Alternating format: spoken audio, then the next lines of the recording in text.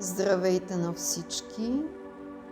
В това видео ще представя следващата медитация от поредицата, която обявих в предното видео, а именно даоистка медитация за дишане чрез костите.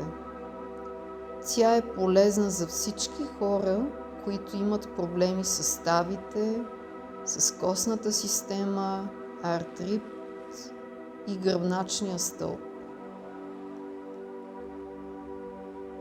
При често практикуване на тази медитация ще усетите положителна промяна в костната система и дишането, тъй като тази медитация основно засяга правилното дишане. За всеки, който желае да практикува тази медитация индивидуално или да я получи като обучение, може да се свърже с мен на телефона, който е изписан долу във видеото.